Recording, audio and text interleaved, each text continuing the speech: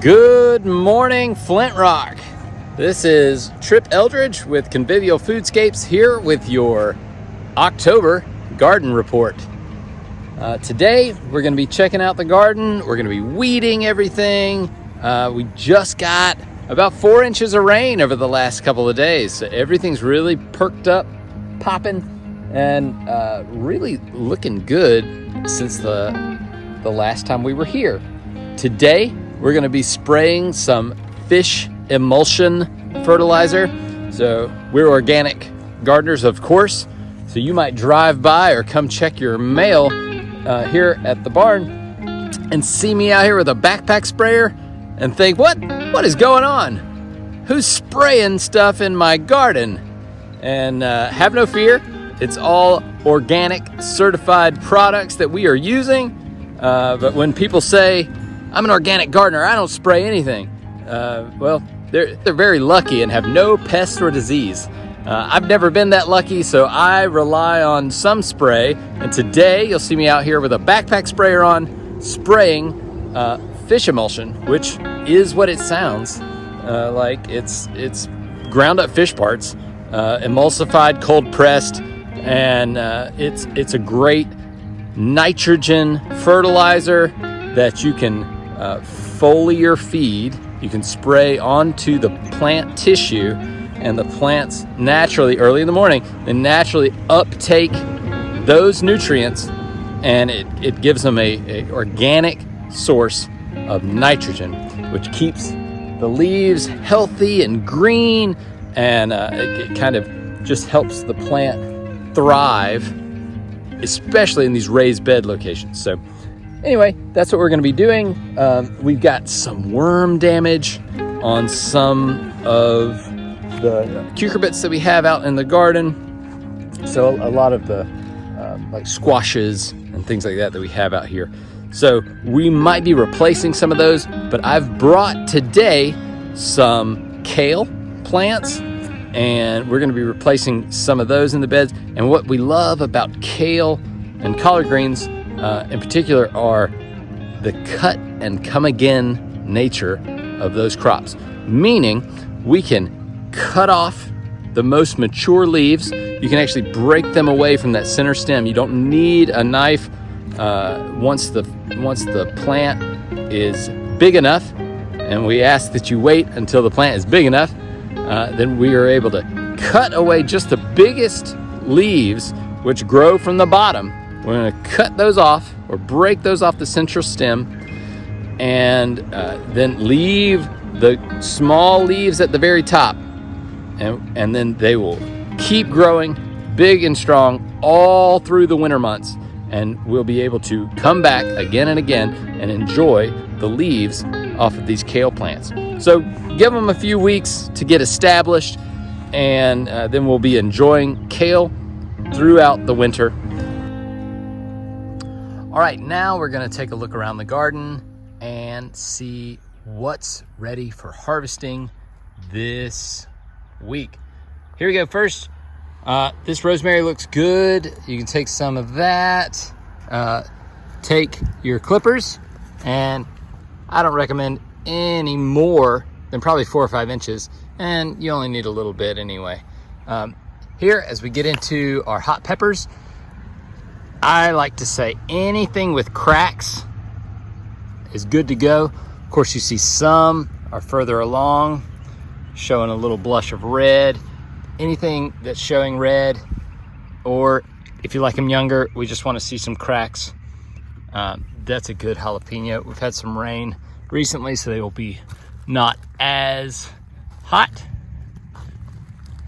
We're getting into more of some cayennes in there.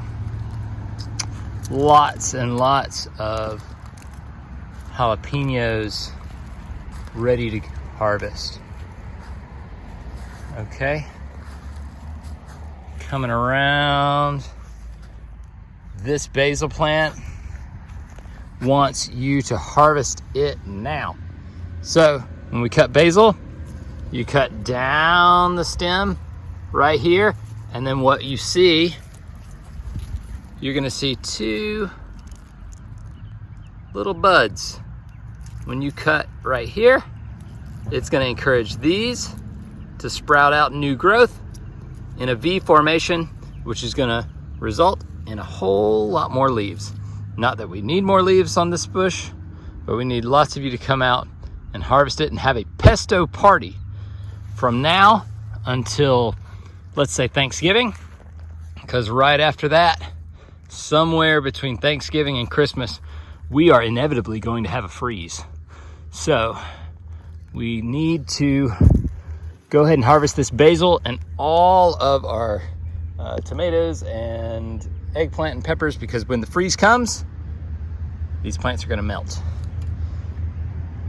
Our new kales, see our purple curly leaf kale, beautiful marigolds here. Feel free to deadhead these before I come back.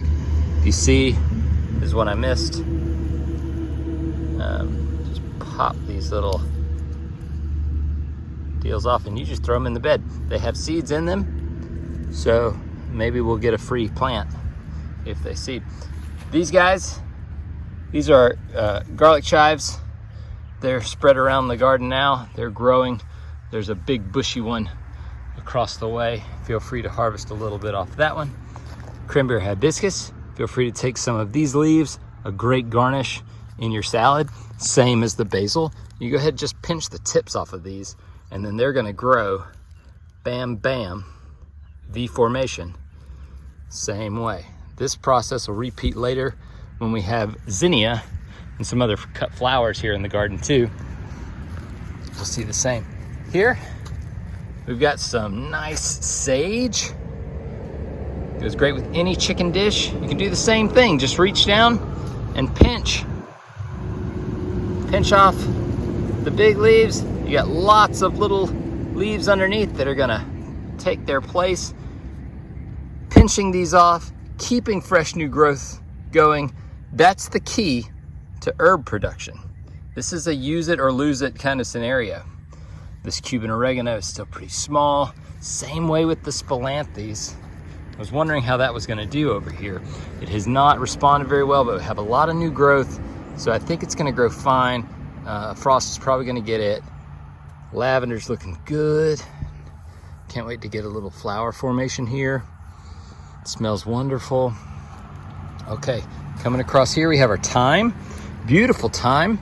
And feel free to get some scissors in here. There's a weed I missed, little nutsedge. Anyway, this thyme is ready to go. Feel free to do that. Our stevia here in the middle, it's flowering. Probably just let those flower, and it might not, it's not gonna do much probably, but it's a fun one just to pinch off a leaf and enjoy here in the garden, especially if you have some kids. They love it. All right, a little bushier cranberry hibiscus here. I went through and pinched as many of our little pests, worms, on this side as I could. You can see we have some new curly leaf kale, green curly leaf kale on this side. There's that big bushy garlic chive. It's really nice. Adding into any dish that likes a little onion or garlic flavored topping on it. Pineapple sage here is got a lot of nice growth on it. This basil's kind of struggling, but we're gonna see how it does before frost. Coming over here, we haven't seen much growth on the Swiss chard. They're kind of hiding under the canopy of these eggplant that are growing back well, but we'll see. I hit these with some fish emulsion today, so maybe they'll take off. But we should enjoy those. If they do take off, we should enjoy them all through the winter. Eggplant have responded with a lot more leaf growth after being kind of coppice back the last time I was here, and should get a nice crop of eggplants before the frost really hits them. So that's basically it. Up here in the front, have as much of the mint as you want. And this curly leaf parsley as well. The flat leaf parsley, that other sage, those are kind of, they need a little time to grow up. All the cherry tomatoes are coming on well. I'm leaving all that growth so they just keep popping as much as they can before the frost hits. Likewise in here, we've got the Malabar spinach. It's growing all over this trellis. Feel free, it looks like some people have been harvesting from the leaves. Feel free to have as much of that as you want. And we'll see if these squashes make it in time. It's a gamble. And then, of course, the Roselle hibiscus. Hope some of you guys have been enjoying the tea, the recipes we've shared for hibiscus tea, the Jamaica. We've been making that at home as well from our garden. It's lovely, and our toddler loves it too. All right, and now we're in the grapes. You can see we've got a lot of new growth that we've trellised up on the muscadine vines. And likewise, right behind me over here, we've got some strong leaf growth on our blackberries. They're looking dynamite. And I think next season, we're really gonna see a big crop of at least the blackberries. The muscadines, probably gonna be a couple years, at least one more solid year before we can get out here and really enjoy some grapes. But we're training them right, and this winter we'll do a good prune to really put these vines where they need to be so they can climb onto all kind of 4 lines, at least 2 of the lines. But we'll see how it goes. And that's a wrap from here. I hope you guys enjoy all the fruits of the garden, and we will see you next month. Thanks a lot. Bye, Flint Rock.